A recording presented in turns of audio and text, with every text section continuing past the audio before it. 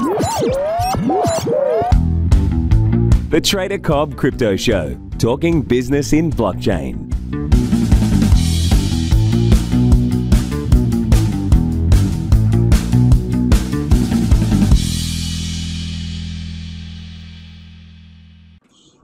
Hello, ladies and gentlemen, and welcome to the Trader Cobb Crypto Show. I have a guest with me today, all the way over in New York City, who is a man of a topic that not many people like to accept, but most need to know more about.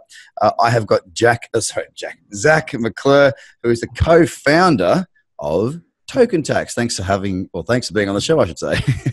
Hey, Craig. Thanks for having me. Excited to talk about crypto taxes from a little bit of a global viewpoint and talk about Australia, UK, US, hit key areas for all of your listeners. Yep, sounds good. You know, the very interesting thing you just said was you're excited to talk about tax. Good for you. It's good to know that somebody running a tax-based business is excited about tax. You're a hell of a lot more excited about tax than I am. But look, I waited my whole life for taxes to become sexy, and then crypto taxes finally in 2017. So it was the right place, right time to be getting into crypto. But yeah. So you reckon we're going to see some reality TV shows with accountants featuring in it, mate? No, not yet. But you know, maybe crypto tax accountants. Yeah, it's Game of Thrones out here. Have a dream and live your truth, as they say. Okay, cool. So let's cut straight into it and let's work out a bit about why you're doing what you're doing. What's your background? What brought you into crypto, and what brought you into token tax? Yeah, for sure. So I've had a bit of an eclectic background. I got degrees in accounting and finance, and then went and did investment banking for a couple of years. And while I was doing that, I did a program called Operation Hope, which was financial professionals going into inner city high schools or wherever and teaching about personal finance. Here's how you open a bank account. Here's how you have credit responsibly, compounding interest. And I fell in love with that, decided to take a break from the corporate world, and went and did a program called Teach for America. So I went and taught high school, middle school math for 3 years. And in the summer, made it about money, made it about, entrepreneurship and stock market game. And in the summers, I kept working in accounting, finance, consulting, so I could arc back to the business world eventually. And I was working over in Africa and Zimbabwe, Zambia, Madagascar with connections I had made while I was at JP Morgan, sort of helping nonprofits fund themselves and be sustainable by doing the same thing they donate, but to make money. One was for World Bicycle Relief that donated bicycles. So basically, living in Zimbabwe, I saw what it's like to be in a hyperinflation area where people walk around with crumpled old US dollar bills, and that's the only currency they had. So I, kind of saw the use cases for crypto a little bit earlier on. And then I was working at a company called Imprint Capital, and Ripple and some of the earlier cryptocurrencies came across our desk as like a social impact investment to make the world a better place and disrupt legacy players. And so I kind of learned about it early and was just an investor looking to get more involved as someone with a finance accounting background. And then I met my co-founder, Alex, who was building a platform called Token Tax to connect to Coinbase and to do FIFO accounting. And I was basically like, Alex, we could do way more with this. We could show people how to track their tax lots. It's going to make a huge difference if they're tracking in real time. We're going to teach people about tax loss harvesting. We're going to connect to every exchange.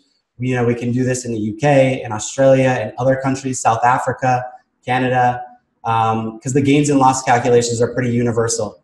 And I had already known a lot of the tax rules. So we basically teamed up and built Token Tax and relaunched it in Feb 2018. Now we have about 6,000 users, 13 people on the team full time. So we've grown pretty fast. Wow, that's unreal, man. 6,000 people in, basically 1 year. Happy birthday, Token Tax. That's pretty good traction pretty early, man. Well done. And do you think that, what do you think got you that penetration? What was it that, 6,000 accounts, that's 6,000 paying members, and that's fast. Yeah, honestly, we didn't really spend that much on marketing. We tried to market on Facebook, on Twitter. They blocked us because they thought we were an ICO. We know that. Yeah. And so basically we just bent over backward to please customers, made them super happy. And we had so many customers who were like, hey, whatever software, I can't get my data in there right. It says I owe 500,000 and I know that's not right. So people were really panicked about how much money they owed, their situation. So we basically developed really strong relationships, and then they went and referred us to other people. And also just some big accounting firms found us and said, hey, we've got hundreds of customers that we've sold a product to, but we can't get the software to work. And we can't get the other ones we're working. And I was like, all right, send over your backlog. We ended up doing hundreds of returns for firms like that. And so it's, we built tools for CPAs, for accountants to handle their own clients, but we also have a lot of individual tax filers. And basically the whole idea is upload your data, we'll fix the formatting, get everything right, and then just download your tax forms. You don't have to worry about the stress of, did you pick the right drop down, XYZ. But basically it was all customer referrals and just word of mouth. And we've just grown it. October was bigger for us than April, which was pretty amazing since April 15th is the deadline in the US. Yeah. And then the last week of the year, 12/31 was even bigger for us as we promoted tax loss harvesting, as we taught people how to do it in the US, in Canada. It's totally different in Canada where average cost accounting is required versus in the US where you use FIFO, LIFE, or you can track the specific shares as you trade. In Canada, you have to be really careful, and the UK is the same. When you tax loss harvest, when you buy Bitcoin at the end of the year, let's say you sell an altcoin you're holding at a loss and buy Bitcoin, you can retroactively change your cost basis on all the previous trades. So it's kind of a crazy situation in Canada and the UK for tax loss harvesting. You really need a software to do a mock trade and see what the results will be before you make it, especially if you're trading crypto to crypto on, to see if it works in your favor, right? Yeah, because let's say you hold ZRX. Here's an example. You hold ZRX. You bought it for $10,000. It's now worth $1,000. You have a massive loss. But if you could just sell it for dollars, that would be one thing. But if you have to sell it for Bitcoin, then that also counts as a buy of Bitcoin, which retroactively changes your average cost of every other buy. So it's a crazy circular situation where you thought your gain was one thing, then you have a big buy of cheap Bitcoin at the end of the year, and all of a sudden it drops your cost basis, and you have more gains than you realize. So some people thought they were harvesting losses and actually had the reverse happen. So that's like basically in the UK and Canada, it's really critical. In Australia, what's important is you're tracking the tax lots.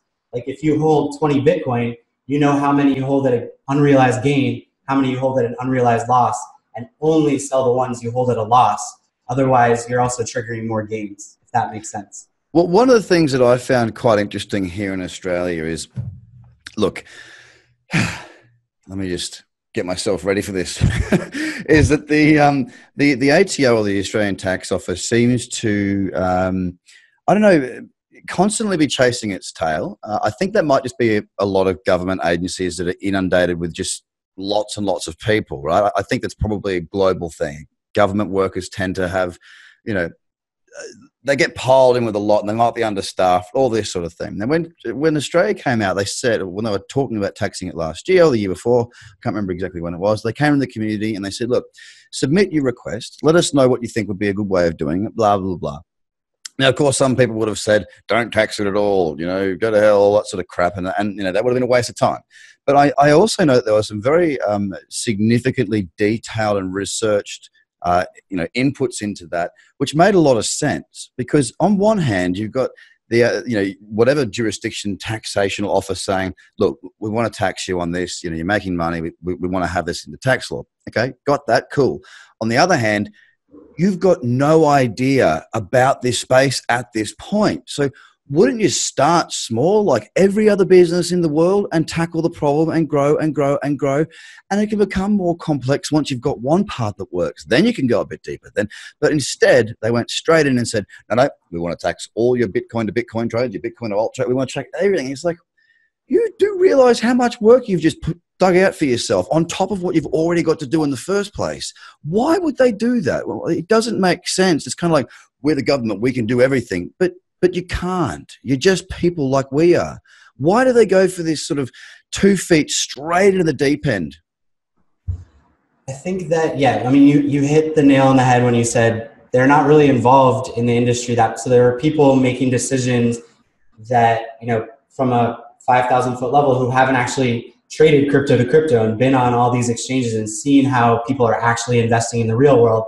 They're kind of just like, well, we have these rules for stocks. And we have rules for property. So what is it? And where do we file this? They probably didn't dig that much into it. And, from like in the US perspective, all they clarified is, hey, we're going to put all the burden on our users, on our citizens. to report every sale, every disposal, regardless of how large. So if you buy coffee with your Bitcoin for $5, you have to report the proceeds, how much you paid for that Bitcoin, and what the gain and loss was, and report the gain.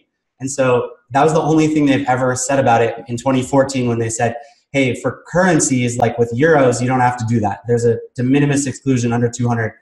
In the US, you don't have to. So I think basically their thoughts were probably, hey, let's put all the burden on customers. We can always, or on citizens. We can change our mind later, force them to report everything they can and pay everything they can. And then, we'll figure it out later if it's too burdensome.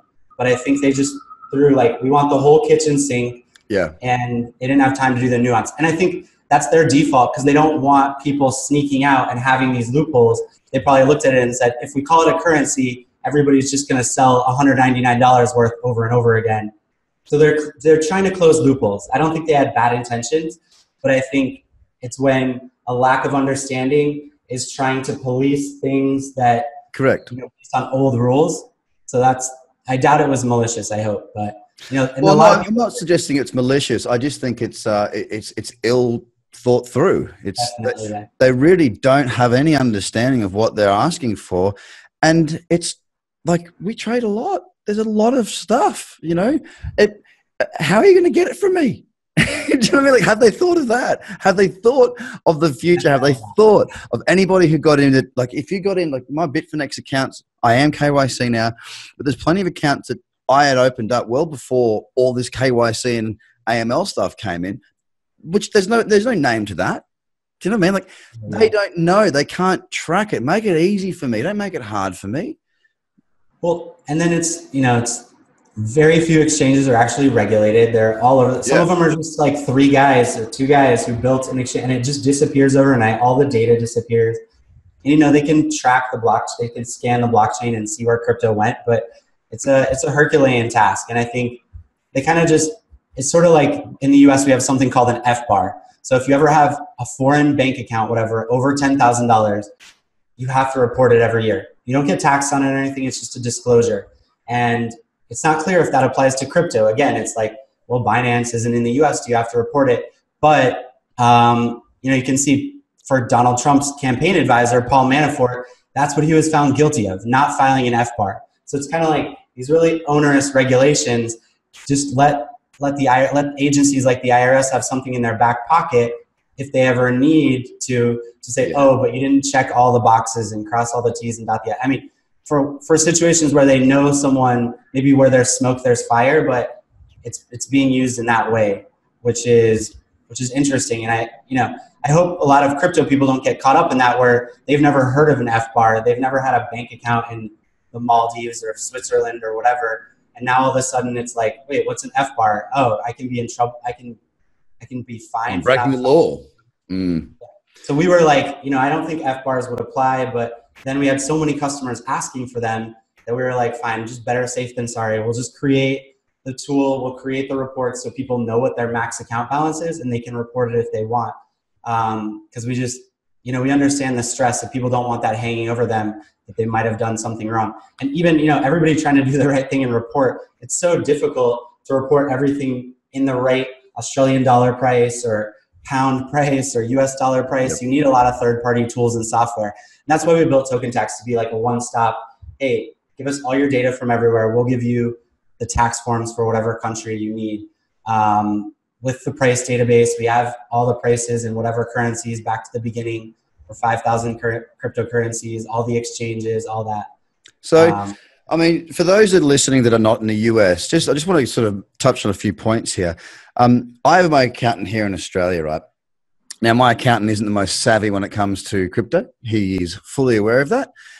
Someone like you, are you able to sort of plug in and effectively coach or educate based on the laws he has, and you guys can have your accountant chat, speak your language, and you can feed him the information to act in my best interest within the legal framework? Is that sort of how it works? Exactly, yeah. And, my team and I, we make ourselves available for quick calls with, we've had these calls with hundreds of our clients, accountants around the world, or lawyers, or just to understand, hey, these are the rules in Sweden. I want to make sure I'm reporting right for my client. And then, I'll say, all right, based on what you're telling us, we'll create the gain and loss reports you need. We'll create an income report for all the mining. We'll use this price. In some countries, it's like, oh, we just need a consolidated proceeds, cost basis, gain loss. And so, yeah, we work with accountants in different countries to understand. And then once we've already dealt with an Australian accountant, right, someone in the UK, someone in Canada, now we can help individual filers who are trying to do it on their own in TurboTax or their equivalent, or whatever the home filing software is in whatever country. And let me just say, guys, so you can basically keep the accountant that you've got, because everyone goes, oh, I've got an accountant. Now, that accountant might be doing you really badly. Same as, I've noticed people also say, oh, no, I've got a financial advisor. It's like, yeah, but your financial advisor is terrible just because you've got one. And the thing is, especially for employees, because, an employee, you don't really have much of a team, do you? I mean, you don't have a team around you. You've got basically a solicitor that you hopefully don't speak to all that often. Because if you're employed, you're not buying and selling properties, that sort of thing, then you've pretty much just got an accountant. And often your accountant is handed down from your folks or a friend of the family, and there's no real qualification other than association. So a lot of people sort of feel like, oh no, this person's somebody that's really special and important to me. Now, they could be about to go to jail for fraud, and they'd still say, oh, really? Is that what happened? Because they just don't know. So what we're saying is it's really hard to take people away from their current accountants. With token tax, we're not asking you to do that. I mean, certainly I'm not, but you're not asking them to leave their accountant per se. You're saying, hey, that's cool. Keep your accountant, but why don't you overlay what we do in our services to help you understand and help your accountant understand so they can take care of you the best, right? Exactly. And your accountant can view your account. They can download the reports. They can understand what the accounting rules and what reports can be generated so they can do whatever is best for you. And I mean, we also have accountants on staff, but the key thing is exactly accounting relationships with their professionals are very important. And we're happy to just give people the crypto tax forms and make that part easier. Because what we saw a lot of times is people who had really simple accounting, really simple tax returns their whole life, now all of a sudden have a crazy crypto situation, and their accountant means well, but they don't know about crypto. So they're charging, $200 an hour, $150 an hour, $300 an hour. And it takes them hours to learn how to do it and try to do it on their own in Excel. And we're kind of like, look, for $200, we'll do it for you. We'll handle everything, and then give it to your accountant. And that way you save yourself money and you save your accountant the time and energy and resources. And basically it's a win-win situation. Big value. Absolutely. And look, one thing I really, really love is, I'm sitting here looking at your website now. By the way, the website is tokentax.co.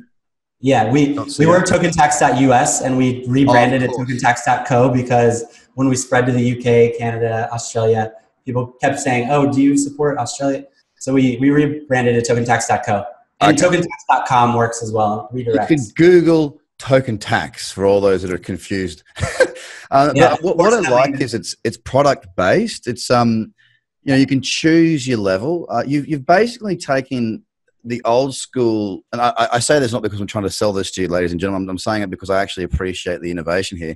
You've taken what is, the like a traditionally quite boring topic for many people, and you've made it something that's easy to digest, both in the presentation but also in your offering. So I reckon everyone should go and have a look at the website, because everyone who's listening to this probably has crypto, and everyone who has crypto probably has an accountant. And if you don't, you need to get one. And if your accountant isn't privy to this, or even if they are, it's not a bad little investment to make sure that they're up to the speed. Because if you consider your accountant, I mean, for me, I'm happy to pay my accountant a large amount of money, provided that accountant can save me a large amount of money, because it's net gain with the right one, right? Exactly. Yeah, that's exactly what we're preaching to people. It's about value, not cost. And if you're missing your data from an exchange, if you lost your Quadriga data, your Shapeshift, whatever, we can recreate that. That's what our higher level packages are for, like this really white glove. Oh, you need us to recreate missing data in a conservative way that will pass muster with the IRS. We can do that. If you need a CPA to file for you, we can do that. We basically, we're just trying to have, create value for the community. And our thought process is basically, hey, if we can teach people how accounting methods work and help them save more money than they pay us, that's a win. Like, it literally was cheaper for them to hire us than to just try to do it themselves. Try and research and do it themselves, So we track that metric internally. And for 2017 taxes, it was like 99%, because the market went straight up. So using, understanding how to track your specific shares and what accounting method to use was enormously value creative. And now on the way down, it'll probably be similar where, okay, now FIFO would actually get you alerted. But what we want to do is teach people how to do this in real time. Open a 2019 account and actually be tracking your tax lots in real time and put in a mock trade before you make it on Binance or wherever to make sure the tax implications are what you think they're going to be, as opposed to just finding out after the fact. Kicking yourself in the head accidentally.